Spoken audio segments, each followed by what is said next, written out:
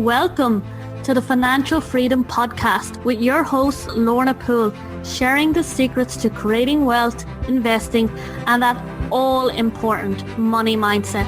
To find out more and accelerate your journey to financial freedom, head on over to www.lornapoole.com to get started.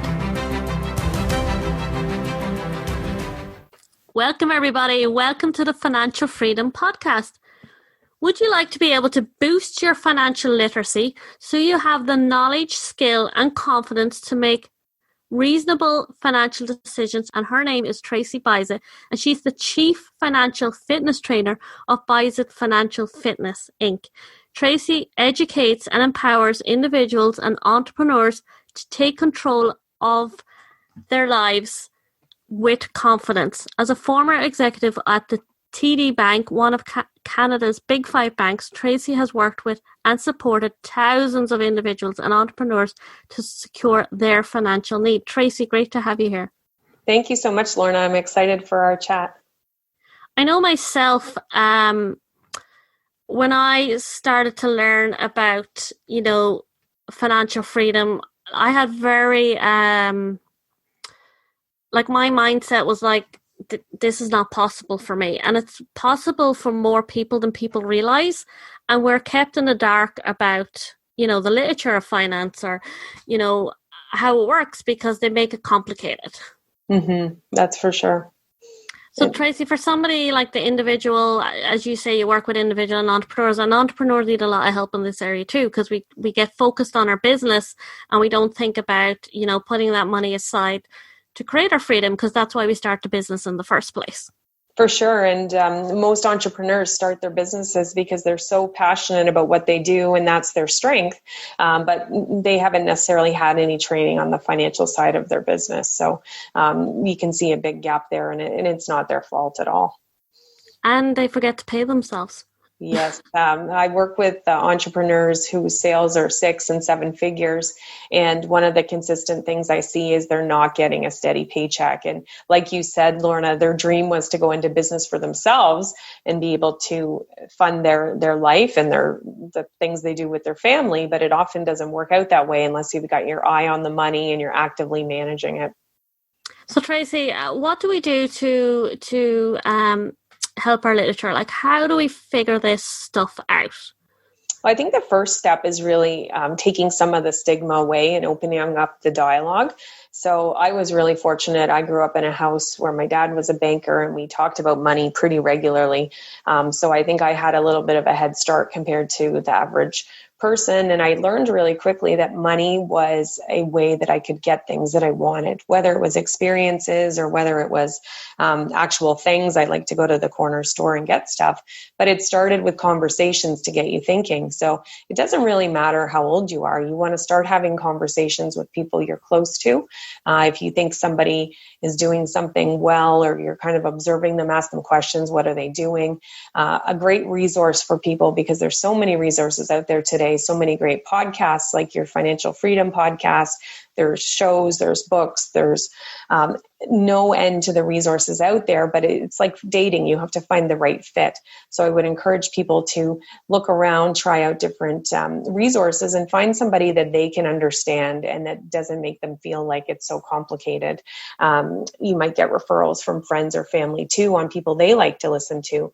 But if anybody's talking to you, either a financial advisor or a planner, or even the person just sharing their information, if they're making you feel silly or that you don't know anything, that's not the right person for you. So you should feel more empowered and confident after you're taking in the information. So start that dialogue and then kind of start on your financial fitness journey, as I like to call it. Yeah, I love that. Financial fitness. That is such a class name. Resources, yes. So educate yourself is what you're saying first. Yeah. And I agree with you. If you don't feel empowered and confident about it, it's a red flag, right? Yeah, and it's money permeates every part of our life. So if we're feeling stressed or anxious about it, it's going to impact our health. We're not going to sleep very well. It's actually going to have an impact on all of our relationships. So the sooner we get our money stuff under control and where we feel like we're okay, whether it's personally or in our business, the better our whole quality of life is going to go.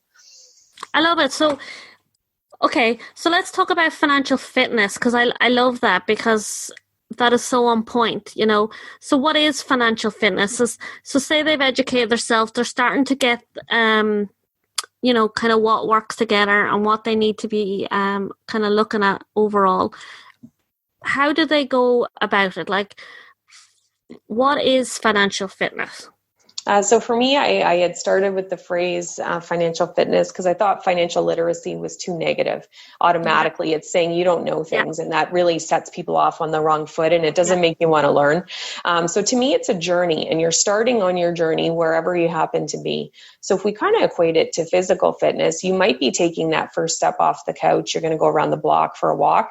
You might be starting to learn about bank accounts. Maybe that's your first place, depending on where your knowledge is. Or you could be really advanced in your exercise. You might be training for marathons. So from the financial fitness standpoint, you might be learning how to become a more sophisticated investor. So it's important to know that there's no one place to start. I encourage people to take small imperfect actions every day wherever you are starting. I think first of all, if you are getting started, you want to make sure you have a good handle on what are all the assets, so all the things I own of value, money or otherwise, and then who are all the people I owe money to. It's really important to know where you are starting from. And from there, you can figure out your net worth. So take all those things that you own that have value, take away all the debts, and see what that net worth is. And one of your goals should be to increase that every year. And so if we're spending money on a lot of stuff that is really disposable or doesn't go towards accumulating assets, we're going to see our net worth potentially go down over time. But we want to look to increase that as we're moving along our financial fitness journey. So start with where you are, actually know the numbers, and then you can take small actions to either increase savings, reduce debt, and at that point you may want to start working with a financial planner to help you figure out the exact route to get to the goals you have. And everybody's goals are different. So you shouldn't be trying to hit goals that other people have. Think about what's important to you in your life, whether it's a home, additional education, traveling, whatever it may be, and figure out a way that you can get there. Wow, you've said a lot on that. I was scrolling them down here. So one of the things you said that I really liked is the first place you always have to start is where am I now? Where's my starting point? You know, where am I right at this second? Okay. And that's not to put yourself down. It's to figure out from where you are now to where you need to go. And the second thing you said is knowing your net worth. That's huge, because we can't hit our financial target if we don't know our net worth or what we want our net worth to be. And something else you said that was really great was accumulating assets. So that's part of the investment. Yeah. And you said looking at our expenses to reduce them, knowing our numbers, savings, clearing debt. Like there was so much mentioned in it. And financial planner, you know, there's a lot of talk out there at the moment that you can do it by yourself these days a lot more. That financial planners can be quite costly. They have all these little niggly fees. What's your advice on that? I think it depends on where you are on your journey and how comfortable you feel. Certainly, I think that people can figure out a robust plan. We're not solving some kind of disease in the world. We're not doing nuclear physics or anything like that. So if you do have a basic grasp of math and you're able to thoughtfully think through what are my goals in life, and how much might they cost, I think reasonably you can make a plan yourself, and there's certainly lots of resources out there to help you. If you do need a guiding hand, though, I do think it is worthwhile. Just by fair disclosure, I'm not a financial planner, so I'm not plugging the industry that I work in, but I do think that they do provide value. Again, just like when you're looking at resources, you want to make sure that you interview a few different ones, make sure you understand their fee structures, and you can, certainly in Canada, you can get fee-only planners where they make a plan for you, but they're not necessarily the ones executing all of the investments. So you can have a plan prepared, and then maybe you go off and do the investments on your own. So there's all kinds of options out there, but ask questions, be curious, make sure you're working with someone who makes you feel comfortable, that you can ask any question that's on your mind. You shouldn't feel intimidated by them at all. I love that. And I love that you mentioned that even if you do decide to work with a financial planner, that there's different ways to work with the financial planner. And as you say, that could be a good route for somebody, because you can come in and say, this is where I'm at, this is what I want to achieve. And you can get somebody who's professional to show you to give you a sort of a map of what way to go about it. Yeah. Absolutely. And there's no shame in that. So I encourage entrepreneurs and individuals alike to ask for help, to work with professionals that they need to support them. You need to be accountable for your own decisions that you're making, but there's no shame and there's nothing wrong with getting support to help you. Just like in my business, I had to learn how to do marketing after being a banker. That wasn't my forte. I've taken lots of classes, and I'm going to be hiring someone to work in my business to help me with that. That doesn't mean I'm bad at running my business. It means I'm outsourcing and getting help to do the things I don't know how to do. And I'm still going to be accountable for the results, but I'm going to have the support from somebody who knows more than I do and has the experience. Yeah, I love that. So it's, because we're all juggling so many balls, in our life. It's hard to be an expert in everything. Business takes up all your time, family takes up all your time, and creating your financial freedom and investing can take time too. So you put in our time to what we're good at, and then we can oversee it, but having the professional in that area look at it. Yeah. Absolutely. And it's going to give you more peace of mind. You're going to feel less stressed. But I can't emphasize enough that you still need to be accountable for it. You're still responsible for what the outcomes are. Nobody's going to care more about your financial future than you. So you do have a very important stake in it, and you've got to stay engaged, even though you're not doing it necessarily. And what does Canada offer as far as pension schemes and all that kind of thing? Because you always hear about, right? I don't know about you, Tracey, but in Ireland, we're always kind of put in with the UK about stuff. So you always hear about the US pension, like the IRA and I can't think of it off my head. And then you always hear about the UK SIP or whatever. And I find from Ireland, I'm just talking from Ireland, by the way, here, that because we're a smaller country, it's very hard to find a book on Ireland. It's always on the States, or it's on the UK, especially those two countries. That when I'm interpreting what I do in my country, I have to think about, all right, they're saying, I think it's Roth and IRA, I think it is in the USA. Right. Yeah. So I have to it's kind of like, they're speaking English and I have to learn Spanish as to, what I'm supposed to be doing. Does anybody else suffer with that? Or is that just me that finds, being from Ireland, that it's like, okay, or they're talking in England about, oh yeah, use your SIP and do this, and this does this for you, and the government offers you this, and blah blah blah. And I'm like, okay, well, what do we have in Ireland, and the taxes and all this stuff?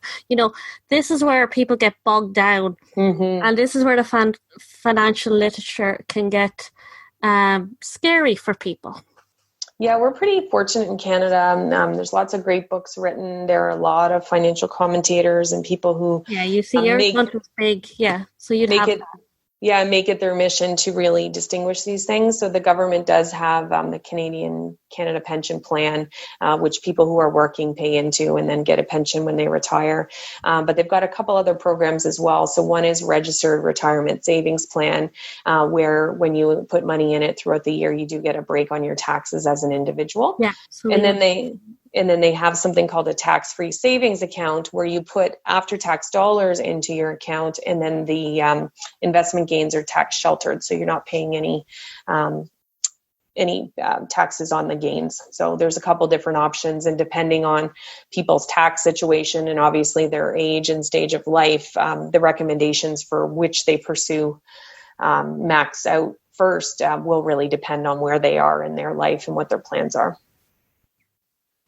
Yeah, and I feel this is where people get confused or get lost or get scared or get put off, because, you're told about all these things, and then you hear about, people employed have paid into pensions for years, and then when it comes to their end of life, they're not worth very much. I remember when I was younger, I remember my dad saying to me, "Oh, pensions are not worth doing." And it put me off for years doing something about creating financial freedom, because I had this limiting belief that I was never going to make it because I wasn't earning millions, Mm-hmm. Now that was more probably a limited mindset on my part, but this is where I think people don't do something about it.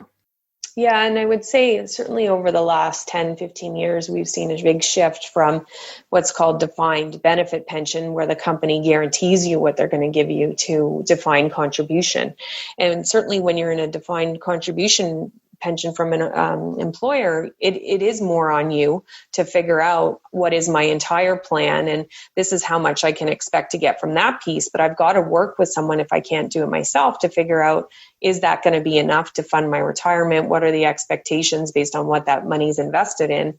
And so I think there is more on the individual employee to figure out that future and what it looks like, so they can make sure that that's one piece of the funding when you retire, but there may be other pieces as well. And so it can be complicated.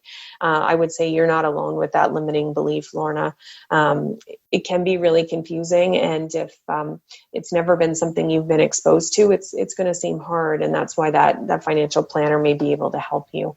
I would always encourage people to not to necessarily take their advice at face value, but if your company is offering you information sessions to talk with their pension representatives, or they allow you some funds to work with a financial planner, definitely take them up on those pieces of advice and those offerings.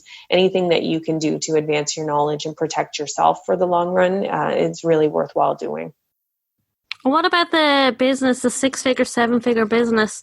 And, I remember, and, I'm running a business now, but it's very easy to pile it all back into your business and forget to, create your freedom. I know we talked a little bit about this in the beginning, but I know, looking back, if I had put that money into investing and having my assets accumulate rather than into the business, I would be in a far different place right now. Yeah, I think it's about, for me, when I start working with an entrepreneur, it's about evaluating, are you making money, first of all? So that's where we've got to start. And for most of the entrepreneurs that I'm working with, when we take a look at their products or services, it doesn't really matter which kind of business they're in, but they're not charging enough. So we see very quickly that that's why you're not getting paid.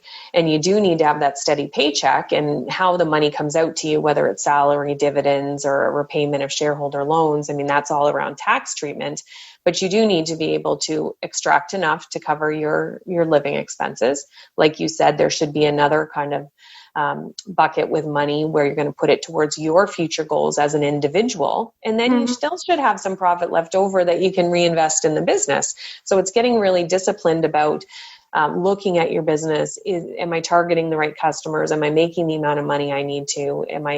Have I just got something wrong? And for some entrepreneurs, it means shifting focus. For some, it might mean closing the business because they're throwing good money kind of after bad results ongoing. And it at some point, it makes sense to stop. I know I was working at TD Bank, one of Canada's biggest banks, at the time of the financial crisis in 2008. And we certainly saw lots of companies struggle. We're seeing that now with what's going on with COVID. And sometimes it makes sense to say, you know what? There isn't a good future here for this business. I'm going to stop this operation, or I have to pivot. And sometimes those hard conversations need to be had, because at the end of the day, we need to protect our own ability to retire and our future goals and dreams. And sometimes hard conversations and hard decisions have to happen. And sometimes, like, my value is freedom, and sometimes a business can be like a third baby, and for sure. Or more than a baby, it doesn't grow up sometimes. Yeah, right. Yeah. So, this is the conversations I had with myself on my growth to creating financial freedom, and that's why I'm bringing them up here today, because I think a lot of people can relate to it. And you create this 6-7 figure business so that you'll free your time, but you're finding yourself. And I know this shifts with, leveraging, and, there's different ways to run your business. And I suppose when somebody comes to you or talks with you, this is something you probably discuss with them, because you were mentioning earlier about, you keep seeing that people are not charging enough. Mm-hmm. So sometimes on your path to financial freedom, am I right in saying that we've got to look at what we're doing in our business, and that needs to be systemized more or streamlined? Yeah, it all comes back to the goals of the business. And we've talked about it. Most people start their business because they think it's going to be this free experience and it's going to be way better than working for someone else. But I guarantee you're going to work way more hours. You're not going to make as much money right out of the gate. But then how you choose to grow that business, if you do try to get scale, you do put systems and processes in place, you should be able to step back from it at some point. But women entrepreneurs especially, I find that they just want to make a little bit of money. They want to have some money for their family, but they don't ever get the time back. And so it's about being clear of, what do I want to give to the business? What do I want the business to give to me? And if I'm not happy with either of those things right now, what changes can I make? And people often avoid those conversations because they're hard. So it's always about being true to yourself and having the courage and the confidence to sometimes have those conversations with yourself. And if you do have business partners, or even with your employees, if you're going to make a change, to make sure that you're living the life and hitting the goals and dreams that you had for yourself. And they may change over time. So you've got to be doing that on a regular basis, that check-in. Thank you, Tracey. We've had an amazing conversation, and, just you said it there at the end, the same as the beginning, about, let's talk more about money. And I agree. I grew up, we never spoke about money. And, it's something that, I don't know why it's such a taboo, but definitely opening up the conversation can make massive changes. But we've had an amazing conversation, Tracey. We've talked about a lot. For anyone listening to this today, and you've from our conversation, they're moved and they want to do something about this, what would you say to them? So I think it's really important, especially as a business owner and as an individual, that you keep checking those numbers. If you haven't looked at your numbers lately, you make that regular time. And so I have a money meeting agenda to get you started. If you've been inspired today and you didn't know how to take that first step, now you do. So if you head over to cashcoach.biz, you can download that money meeting agenda and get started right away. So cashcoach.biz to get the money meeting agenda. And it will be that your first weekly meeting that you're having with yourself is just, how do I even get online and look at my bank accounts and what's going on with them? And as I was talking about earlier, just figuring out, where am I starting? So each week you're going to build on that, and the money meeting agenda will help you. I would so love to hear from anybody who has questions or comments, or who has enjoyed this episode. You can connect with me on LinkedIn. Tracey with an E and Bissett with 2 T's and 2 S's. And love to hear comments, and I'd be happy to respond to any questions. So thank you so much for having me, Lorna. So I love that, Tracey. So what you do is you look at people's numbers, and you have meetings. So you look at what needs to change or where you need to grow to make the changes. Absolutely. And a lot of the work that I do with entrepreneurs, it's one-on-one. And so it's really about them. So are you having trouble learning and reading your financial statements? Let me help you with that. Now let's get into cash flow. Let's see what we've got to make some changes on. So it's really customized for the people. As well, I've got a group program running now so that it's at a lower price point where more people can take advantage of increasing their financial acumen, and more importantly, their confidence when it comes to their numbers. Love it. Thank you, Tracey, and thank you for being here. Thank you so much. Hey, everyone. Remember to join us in the Private Financial Freedom Podcast Facebook group with me, your host, Lorna Poole. This is a safe haven of like-minded wealth-getting go-getters who, like you, are on their journey to creating financial freedom in their life. This is where you and I can get intimate. I can give you the support and guidance to go from where you are now to where you want to be, developing your wealth mindset and creating your financial freedom life. Join at www.facebook.com/groups The Financial Freedom Podcast. You will see the links to this on the website. It's in the show notes, or type it into the Facebook group. All you have to type in is Financial Freedom Podcast and you will see us there. Look forward to seeing you in the group. Take care. Thank you for joining us on the Financial Freedom Podcast, to creating wealth, investing, and developing your money mindset. To get started today on your journey, head on over to www.lornapoole.com and grab your free course, 5 Steps to Breaking Free from Your Poverty Mindset and Accelerating Your Journey to Financial Freedom. See you there.